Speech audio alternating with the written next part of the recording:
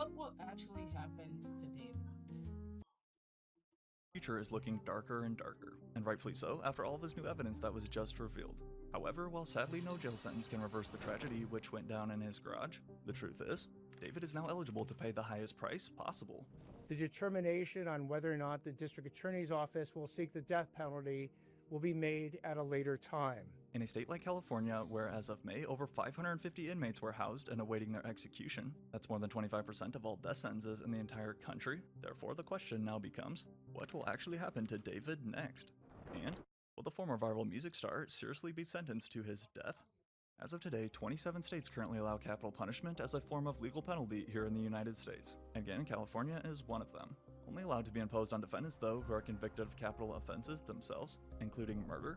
Unfortunately, that is what we have on our hands here. And if it comes down to it, we already know David's preferred method to go out. That surgery will probably give me mental problems. I already got them. Give me more. I'm trying to get electric chair. I think that's the best way to go out, electric chair. With some online users even begging for a live stream. He wanted to go out? In the way he wanted to go out is the electric chair? Oh yeah, that's, yo. Should the event take place? If you ask me, David doesn't even deserve the chance to choose his method. I mean, his own brother seems to agree as well, calling for all lives to end. Hey, excuse me, quick question. Oh shit. What are you up to? Your Call me my own work clothes. brother is going against you. Like, I know it's like, it's a bad thing, but like, it's your brother, gang. Oh my goodness. Oh my goodness. Bro, I still got the time. I'm trying to clean up a little bit. You think Tyler's gonna get all that out? I hope so. Before we get into what David's current day-to-day prison schedule consists of, including a new early wake-up time of 4 a.m., in order to understand whether or not David will actually meet the electric chair, first we have to break down this disturbing recent evidence. Despite one of David's financial managers testifying that the 21-year-old singer had generated over $10 million via his music, and come on, it was clear he was getting money simply by this house he was living in, with a rent of $23,000 a month. Back up on the market, by the way, if any of you guys are interested. Despite all of his success and billions of streams though, David was still not satisfied. And after meeting online for the first time in 2023, less than 2 years later, David was throwing everything away for a girl in middle school. But more importantly, in the process, robbed the young Celeste Rivas Hernandez from the rest of her life. Where's your media I personally don't. I media trained you. No, you didn't. That's controversial. And that's crazy that he had a live stream with her. And I don't even think nobody. Oh wait. Oh, never mind. I see the comments. It says Epstein. I was about to say nobody knew that he was like, he was doing this, and that's crazy. He brought it on stream. That's actually crazy. It's controversial of kids.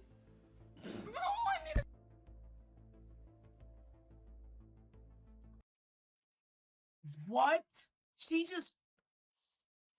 Really good. Okay, It's bye. been a good one. Bye. Bye, guys. Mwah, mwah, mwah, mwah, mwah. Oh my! Delete everything. Delete everything. Everything goes.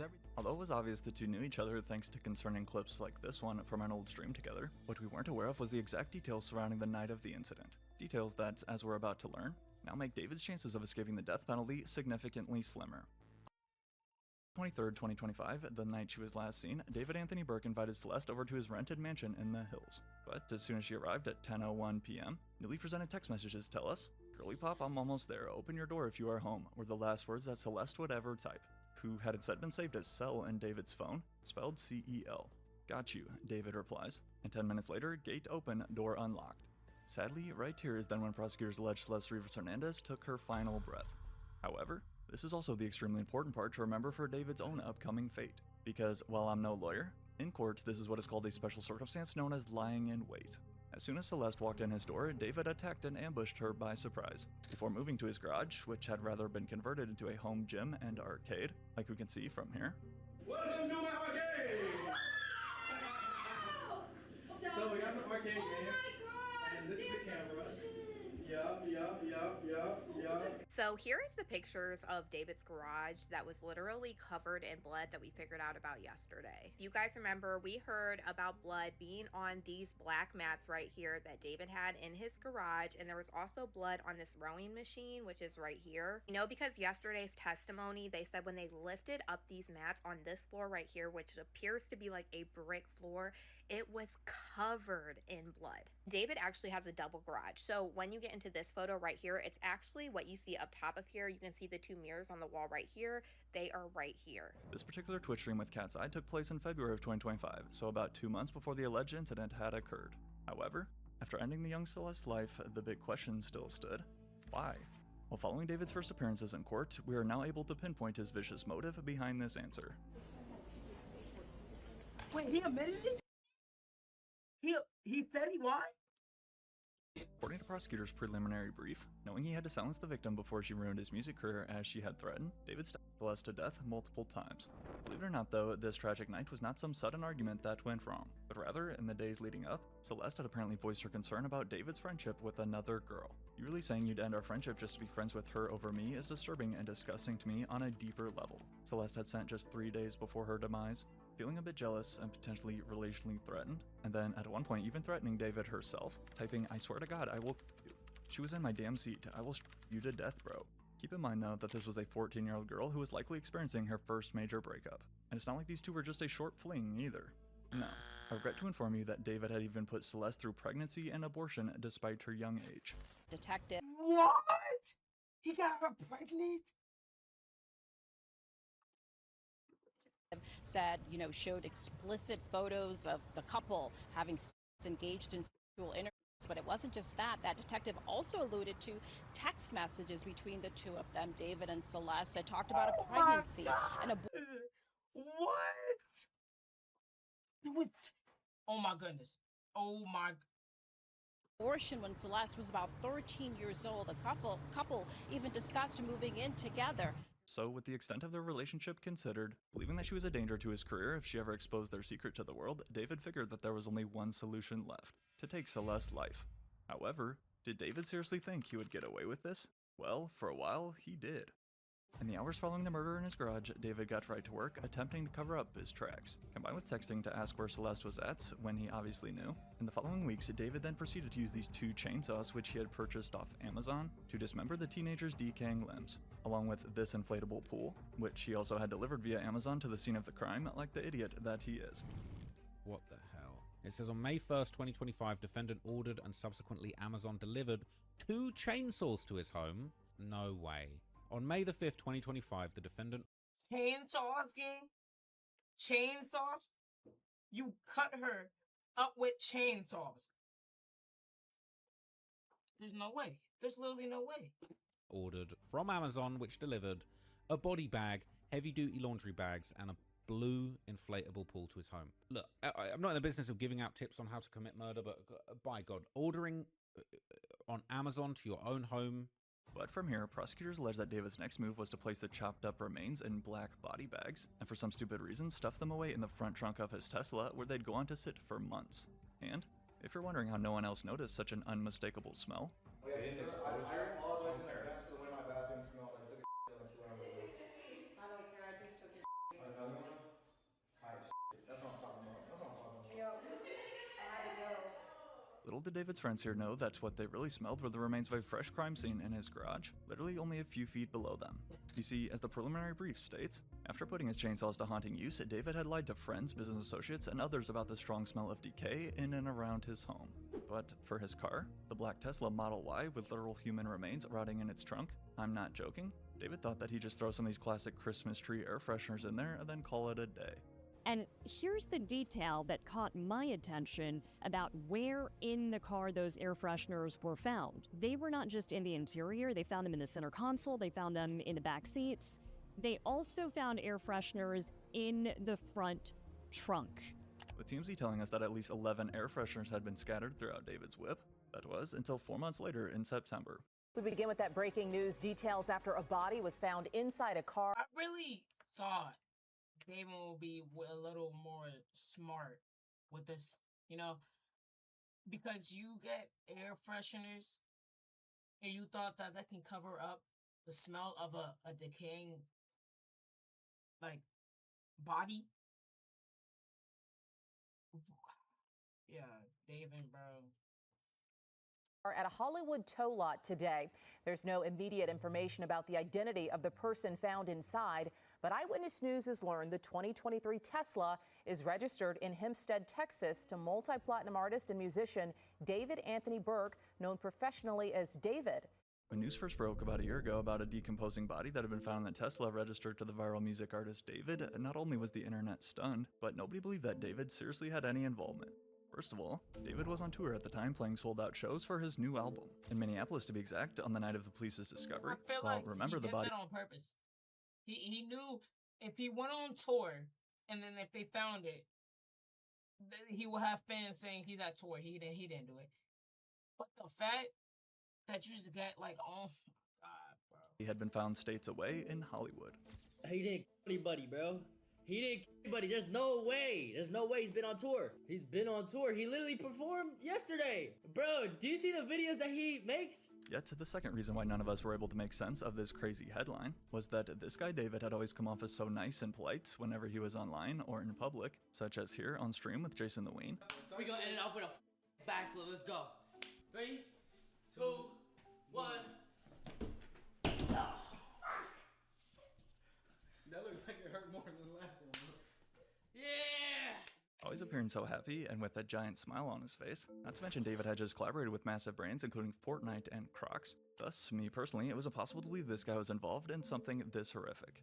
But although internet detectives wasted zero time connecting clues, meanwhile, LAPD on the other hand waited a lot longer to take action, wanting to ensure that their case had absolutely no cracks. As a result, David would go on to roam free for another 7 months after the day Celeste's body was found in his car, having to be on total edge, knowing that police could buzz through his door at any second. That was until, thankfully, the moment we'd all been waiting for finally arrived. It's gonna obscure my view from the gate. It's gonna try to run, or you try to resist, you will get hit with my feet, or you get hurt. I got you. If you try to run, we have canine on premises, and you will get bit. I got you. Met by a deep squad of armed officers at his LA hideout, David was finally arrested in April of 2026. And while I will also recommend that you watch my previous video, diving more in depth on David's life during those insane 358 days, at the same time, considering that officers would seize David's personal devices as well for evidence, only to find them loaded with about the worst content imaginable. What authorities said they allegedly found on David's devices, and I will tell you right now, shocking. Talk to me about the big bombshell. Apparently they found what, or allegedly found what, on David's devices? So she said the words, the prosecution said a significant amount of Cementing zero doubt that My goodness. Oh my, sorry, Jeff. Oh my goodness, man. Why, David? Cause I really did like your music. Me personally, I'm not gonna stop listening to his music, all right? But, bro, why, man? Hey. that David is a total monster. The discussion now becomes, where does David go from here? Don't get me wrong, I think I know where he is headed eventually, but what about today while still on Earth? How will justice exactly be served? Is David currently breathing his own last breaths? Rather than sold-out crowds like he was used to, David Anthony Burke has traded in screaming fans for now a courtroom with shackled chains around his wrist. Actually, the judge did rule that David's hands could be uncuffed, but he still has to remain shackled down to his chair at all times. Depicted here by court drawings next to his lawyer, and again here looking bored as hell in his orange jail jumpsuit, an outfit that David is forced to change into every morning following his 4 a.m. wake-up call and shower. If you're wondering what the rest of David's daily schedule looks like behind bars, his mandatory prison routine reportedly starts with a breakfast served at 6 a.m. to anchor the day, then lunch around 11 and dinner at 6. However, this is far from the extravagant dining that David had been used to in LA. Instead, his breakfast and lunch typically consists of cold items, and dinner is generally the day's only hot meal. And aside from one source telling us that he has not had anybody come to visit him, David eats all 3 of his meals alone and remains isolated from the other inmates. He stays monitored every second by 24/7 surveillance, and the former musician is only Goodness, you know how depressed this dude is gonna get? Cause you don't have nobody's coming to visit you. You have no inmates to talk to. You have nobody else to talk to. It's just you, food, and your cell. Like, and this is what you did to yourself, all right? Like, permitted to leave his cell for limited movements within the facility, the Los Angeles Twin Towers Correctional Facility to be precise. So, with a new reality measured in scheduled welfare checks, cold meal trays alone in his unit, and wake-up calls before the sun is up, our final question is, how long will David have to be there? Last month in July, as the first step where a judge decides if there's enough evidence to proceed on to trial, included in his grueling 5-day-long hearing in Los Angeles, the lead prosecutor would present the court with graphic photos of Celeste's dismembered and decomposing body. there's picture. I don't think I can even show this. Well, no. If he's showing it on YouTube, I think I can.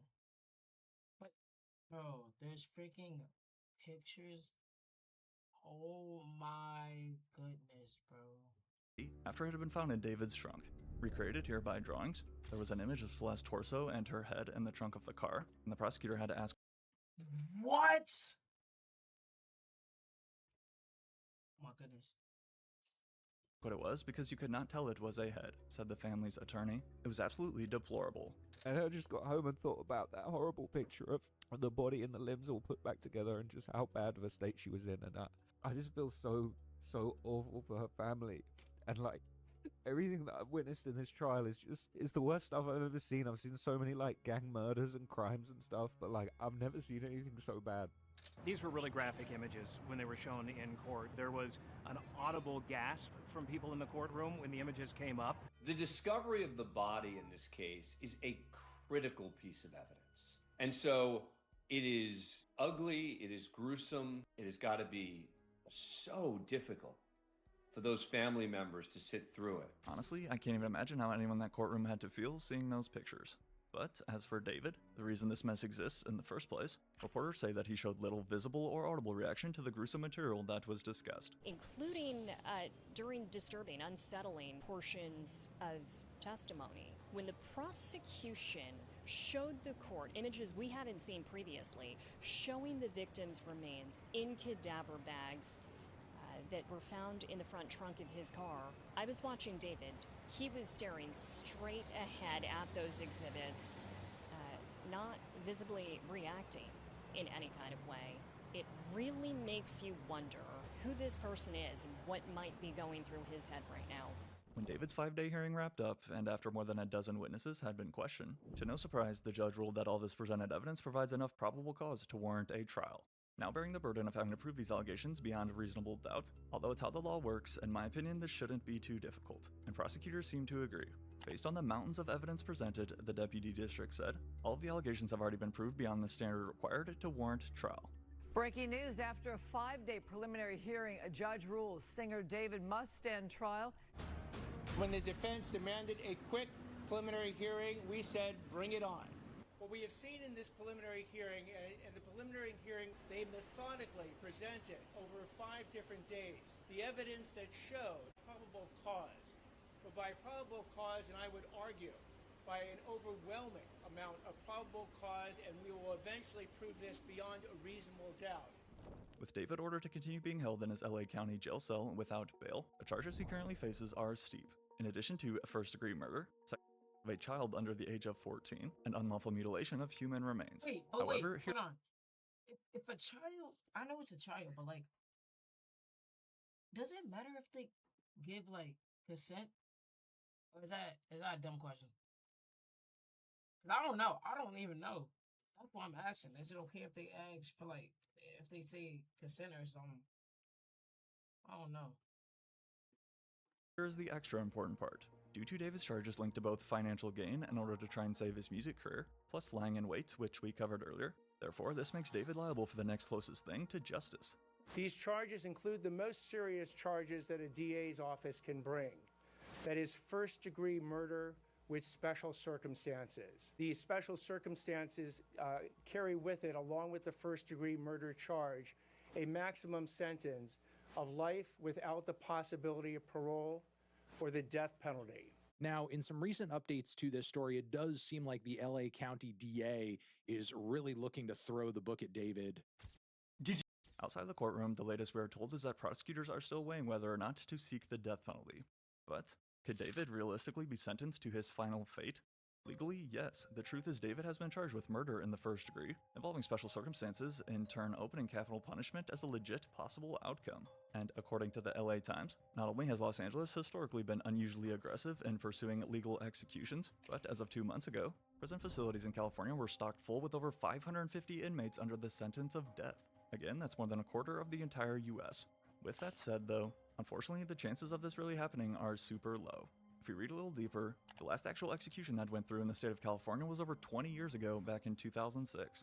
And in fact, in 2019, after taking office as their new governor, Cali's Gavin Newsom went on to sign an executive order issuing a moratorium over the state's death penalty. That's California Governor Gavin Newsom saying that he will be ending California death penalties. So to sum this up in simple terms, yes, juries are still able to hand out death sentences, and capital punishment still technically remains on the state books. Yet the governor just won't sign off on any while he is in office.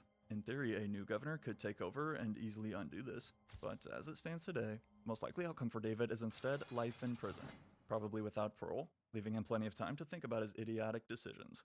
We believe the actual evidence will show David Burke did not murder Celeste Rivas Hernandez, nor was he the cause of her death. Despite David and his lawyers, who continue to claim he was not the reason why Celeste is no longer with us, arguing the evidence is insufficient and that the charges should be dismissed, And thankfully we won't have to wait too much. crazy how his lawyers are backing him up. I know it's their job, but like, it's so much evidence, and they're still backing him up. But, you know, I don't even know what to say, man. I don't even know what to say. Much longer for justice to be served. David's next court appearance for his formal arrangement is scheduled here for the end of August. And then, according to California code, barring any further delays, his official trial must begin within the next 60 days. But be prepared, because prosecutors tell us they've only presented a small fraction so far of the graphic evidence they plan to bring forward. Death penalty or not, David should never walk out of prison a free man ever again. However, the sad reality is at least he can even have a chance at fighting for his future, unlike the young victim whose life he stole. Oh my goodness, man. That was crazy. That was freaking crazy. But anyways, YouTube, that is the end of the video. Make sure to like, subscribe, do all that good stuff, man. It really helps me out. And comment down below.